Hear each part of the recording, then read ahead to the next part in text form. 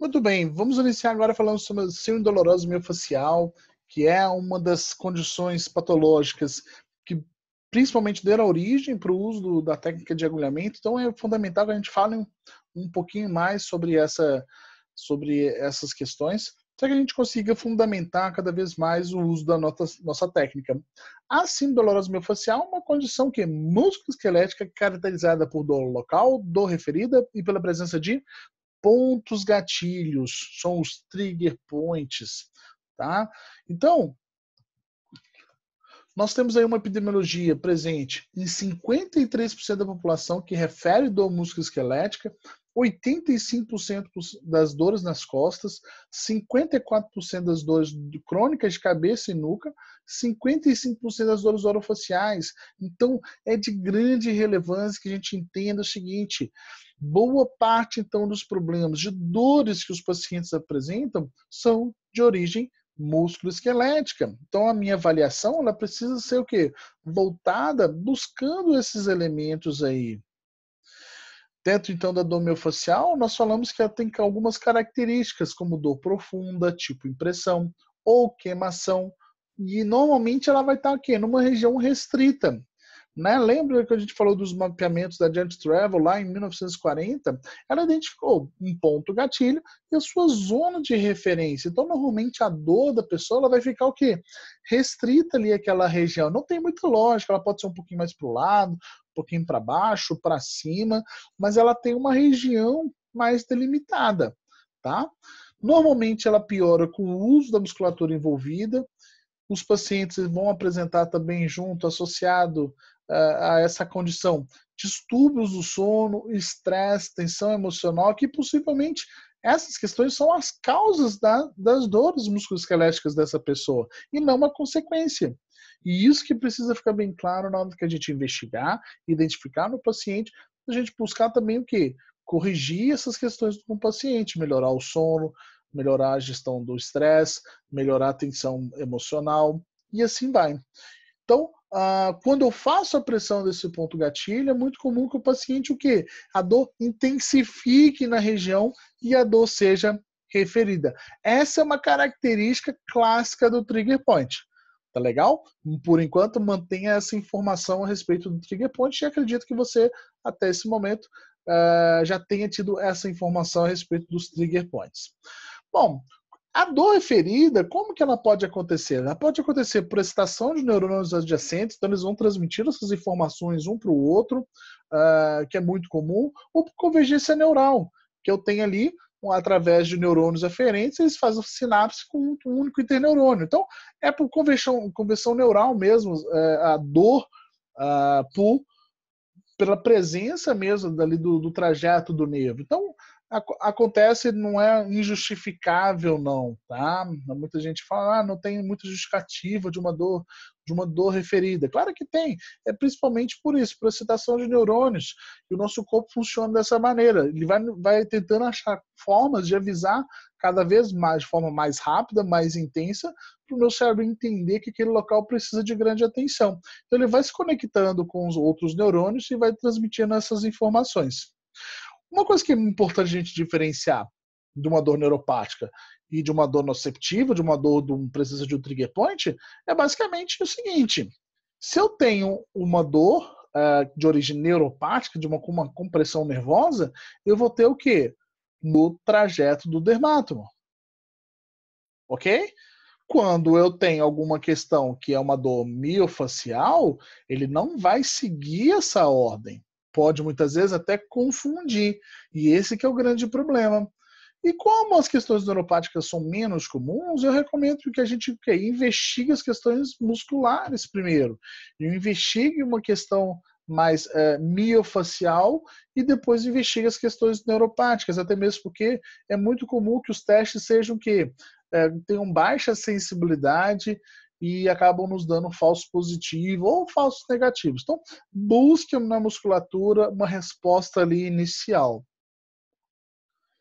Os fatores de causas, como a gente já sabe, dor, qualquer tipo de dor, ela é multifatorial e a presença desses trigger points, a dor miofascial, é por deficiência vitamínica, disfunção endócrina, personalidade, genética, sobrecarga, estresse prolongado, acidentes automobilísticos, estresse emocional, isso tudo associado. Muitas vezes pode ser tudo junto. Então, quando o paciente chega com uma dor miofascial, eu preciso compreender o seguinte: o que de repente é a demanda principal nele agora? Né? Eu vou usar a técnica, por exemplo, de agulhamento para apagar incêndio, mas resolver o problema dele? Se for um problema de deficiência vitamínica, não resolveu o problema dele. Então eu preciso investigar esse paciente para trazer para ele mais, eu preciso trazer para ele mais informações, eu preciso trazer para ele outros mecanismos para ele poder realmente tratar esse problema que ele está enfrentando. As nossas técnicas da fisioterapia são muito boas, mas muitos não vão tratar o que? Causa. Que técnica da fisioterapia que trata a deficiência vitamínica? Uma disfunção endócrina? Não tem jeito. Um estresse emocional. Então eu preciso buscar também trabalhar com outros profissionais. Um nutricionista, um endócrino, um psicólogo. Isso vai me ajudar para o meu tratamento de dor. E dor é multifatorial, nunca é uma questão somente mecânica e estrutural.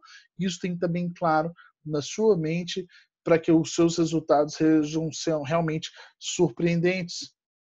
As características a gente já falou, né, um pouquinho, mas é importante eu tentar entender esse padrão de dor radicular ou neuropática, para poder diferenciar se é uma questão muscular realmente ou não. Bom, uma característica quando a gente está identificando, está palpando ali o paciente, é ter um que a gente chama de LTR, Local Twitch Response, também chamado de reflexo de contração local.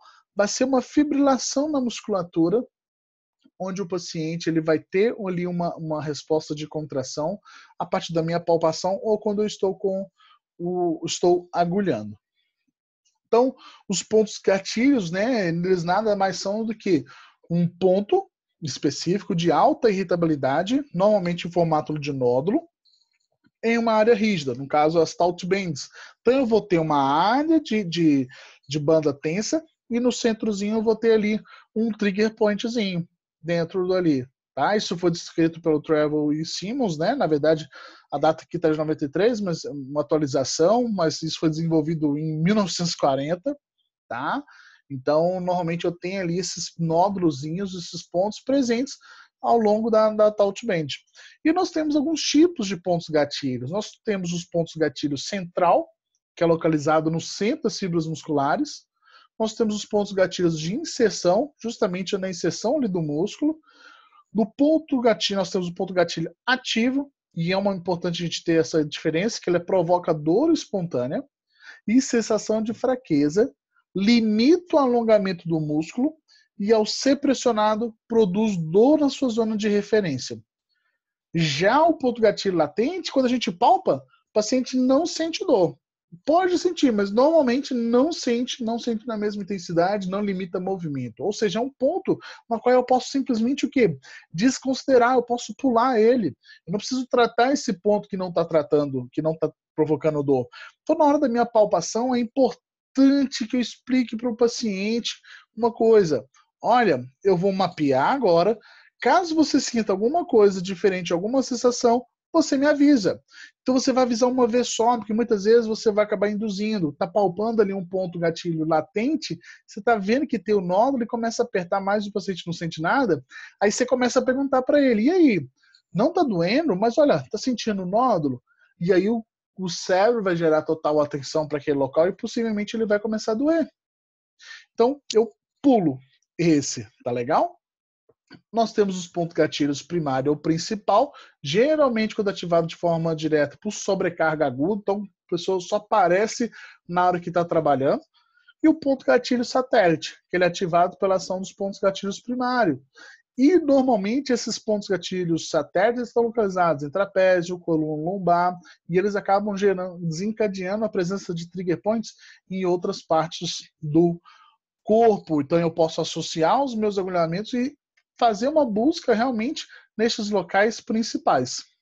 Então, é importante a gente entender também que o ponto gatilho não é só no músculo. Eles têm ponto gatilho facial, tendíneo, ligamentar, capsular, cicatricial, cutâneo, periósteo. Todo local é um ponto gatilho. A gente tem que entender que é um ponto que desencadeia algo, vai desencadear algum tipo de sensação, vai desencadear algum tipo de reação. Legal? E não apenas dor. E é isso que a gente vai ver um pouquinho mais lá na frente.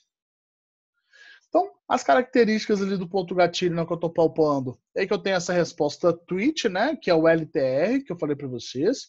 A dor diz dor referida, ou seja, que ela não é distribuída igual a um dermátomo, então ela vai ter uma dor referida e pode apresentar o sinal do pulo, que são reações involuntárias de dor, como gritos, contratura, retração. Geralmente é uma dor muito intensa, muito forte e repentina, e depois rapidamente ela já passa.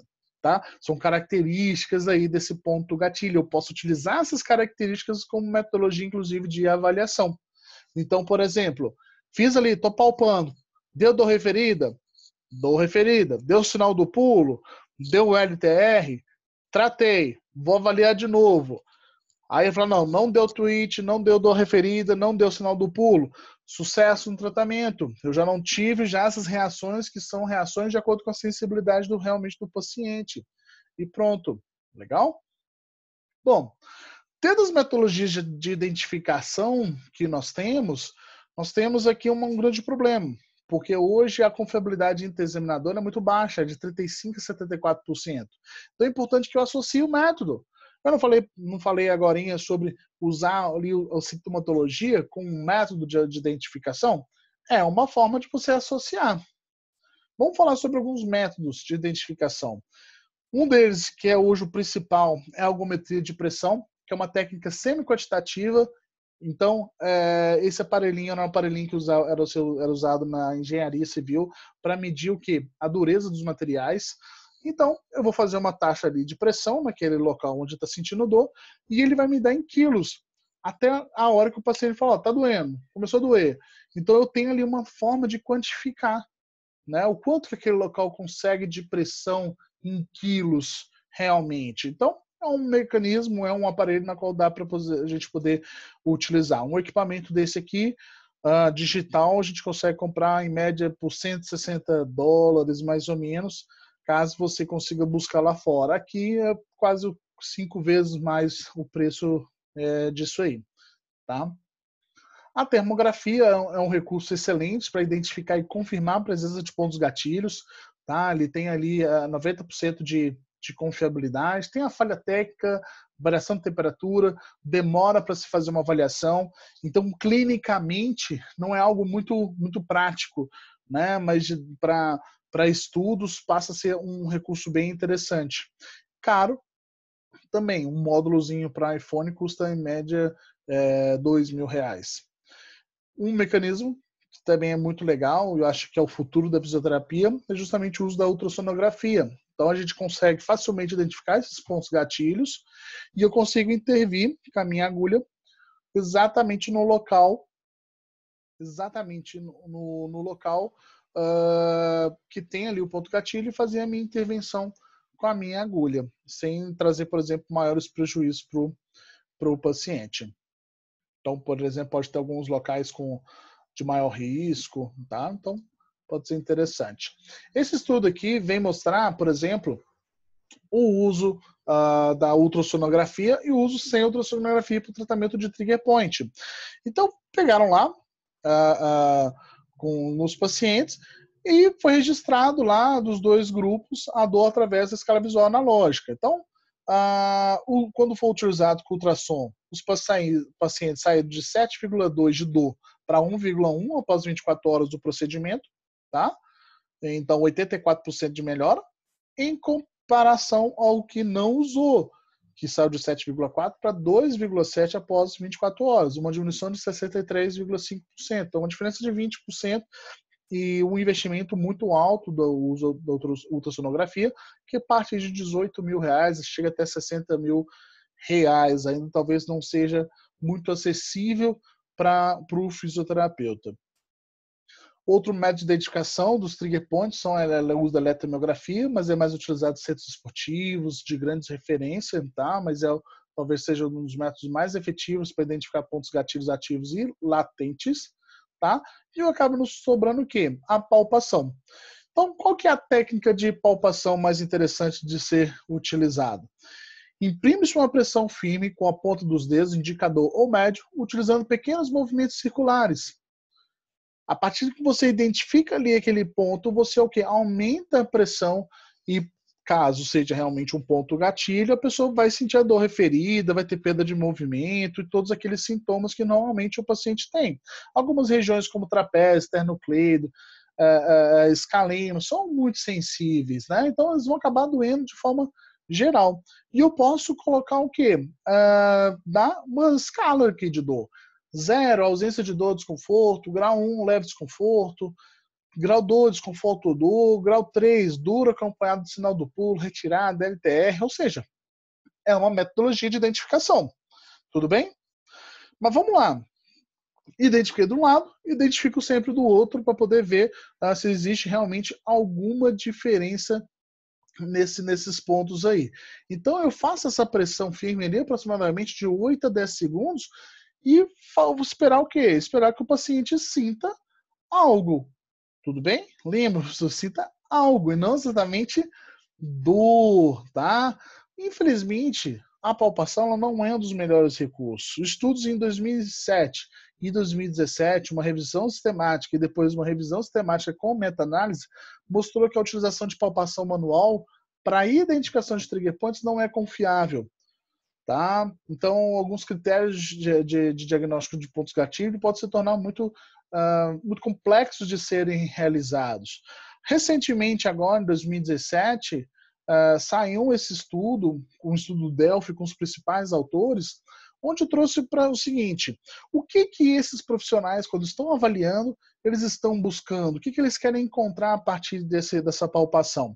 E eu trouxe o seguinte relato, que é muito interessante, que a maioria não esperava ter sintomas parecidos com os que estão mapeados pelo mapa da Giant Travel, nem a área, nem o local do trigger point, nem a zona de referência e nem apenas dor. O que se espera são o quê? Sensações. Se espera que o paciente tenha o quê? Alguma coisa diferente e não exclusivamente só dor. O paciente, por exemplo, ele pode sentir coceira, ele pode, por exemplo, começar a mão suar, pode sentir que o corpo está aumentando a temperatura, ou diminuindo a temperatura, ou se sentir mal, qualquer coisa, o piloereção. Então, o ponto gatilho, ele vai ser um ponto gatilho, ele vai desencadear alguma coisa, tá legal? E não necessariamente que a pessoa vai sentir somente dor, uma dor intensa, algo incapacitante, algo que realmente seja extremamente doloroso para a pessoa, tá legal? Então, e novamente a gente entendeu o seguinte, que os músculos, a presença de trigger point, ele vai depender do quê? De uma série de fatores, que ele é multifatorial. De repente o paciente tem um hipotireoidismo, doença celíaca, um sono ruim, um diabetes, uma deficiência de ferro, e isso eu preciso identificar com o paciente para que realmente o meu tratamento e o tratamento com outro profissional tenha um efeito desejado. Dentro de ferramentas que nós temos para avaliar a dor, nós temos várias, e é interessante você utilizar aquela que esteja mais de acordo com o estilo de paciente que você tem. Muitos pacientes com nível cognitivo menor, você vai ter que o quê? Trazer ali um estilo de avaliação mais simples. Você tem um paciente que tem ali alguns componentes, de repente, de mais emocionais, eu vou utilizar outro tipo de avaliação. Então, eu deixo disponível todos os estudos e todos esses mecanismos de avaliação, todas essas fichas de avaliação estão num grupo fechado de alunos, vocês também vão ter acesso a esse material, então, para que vocês possam utilizar na prática clínica de vocês de acordo com o que você trabalha. Então, nós temos lá escalas para determinar a intensidade da dor, como escala de dor descritiva simples, a escala visual, a escala visual analógica. Nós temos o inventário breve de dor, questionário de dor de McGill, que são os mais utilizados. Eu tenho algumas avaliações que são utilizadas para diferenciar dor neuropática de uma dor nociceptiva, tá? Que são os seguintes: a escala LANS, NPQ, DN4, Pain Detect, ID Pain. Então, são várias estruturas, são várias ferramentas que você pode utilizar para avaliador. Depende, claro, do tempo que você tem disponível para avaliar o paciente, a sua metodologia, o estilo de paciente que você tem, o nível cognitivo que ele tem. Então, a escolha ela é importante e precisa ser feita com calma.